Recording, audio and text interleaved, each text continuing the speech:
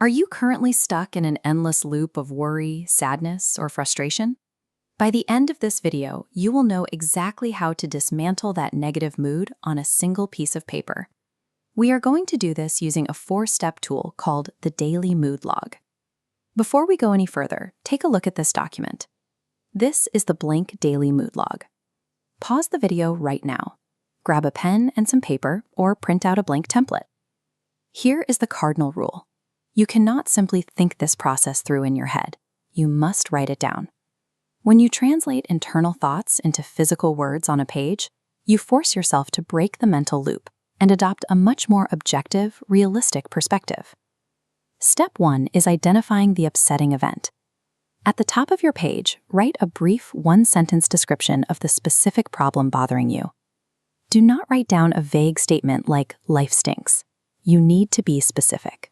Note the exact time, note the exact place, and who was involved. Look at the top section of this completed example from a woman named Marge. Notice her specific factual sentence, "I inadvertently let Lucy use her brother's toothbrush." Now move to step 2. Record your negative feelings.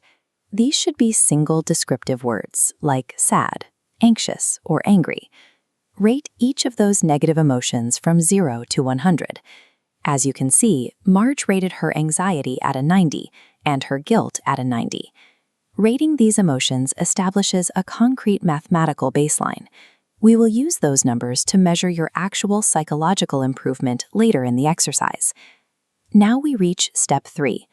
Draw 3 columns on your paper: automatic thoughts, distortions, and rational responses. Look at the left column of this document. Write down the exact sentences you are telling yourself about the upsetting event and rate your belief in them from 0 to 100%. Marge wrote, "If Lucy gets a sore throat, it will be my fault," and rated her belief at 100%. Sometimes your mind will go completely blank when you try to isolate exactly what is upsetting you. If that happens, look at this drawing of an unhappy stick figure. Sketch a generic character. Imagine they are experiencing your exact problem, and write down what they might be thinking in a bubble. This projective technique usually bypasses the mental block. Next is the middle column, distortions. When we get upset, our brains actively play tricks on us, warping reality to fit our bad mood. Here is the checklist of cognitive distortions. You will use this as a reference key to spot the exact logical flaws in your automatic thoughts. Looking back to Marge's log, in the middle column, she mapped her automatic thought to 2 specific distortions: personalization and fortune-telling. Explicitly labeling these distortions strips the negative thought of its power. You transform it from what feels like the gospel truth into an observable mental error. That brings us to the 3rd column, rational responses. This is where you talk back to your automatic thoughts. There is a strict rule here. Your rational responses cannot be empty, phony cheerleading. They must be factual, realistic, and 100% believable statements. Look at the right-hand column. Marge wrote a factual, measured response.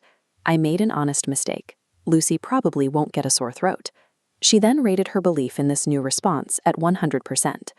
Finally, step 4, outcome. Look back at your first column and re-rate your belief in your original negative thought. Physically cross out the old percentage and write the new, lower number. Notice how Marge replaced her original 100% with 20%. The moment you logically prove your automatic thoughts are invalid, your emotional belief in them drops, and your bad mood instantly begins to lift. Prompt yourself right now. Look down at your own paper and observe those new, lower numbers and the physical lifting of your mood. But what if you filled out the entire log and you still don't feel any better? If you are stuck, refer to this troubleshooting guide. Usually, a failure to feel better comes down to 2 reasons. Either your rational response wasn't actually convincing, or you are trying to solve an interpersonal conflict that requires real-world communication. Like any physical skill, from typing to roller skating, this takes practice. Spend 10 to 15 minutes a day working through this log. You no longer have to be a victim to your moods. You now possess a concrete physical tool to actively engineer your own emotional resilience.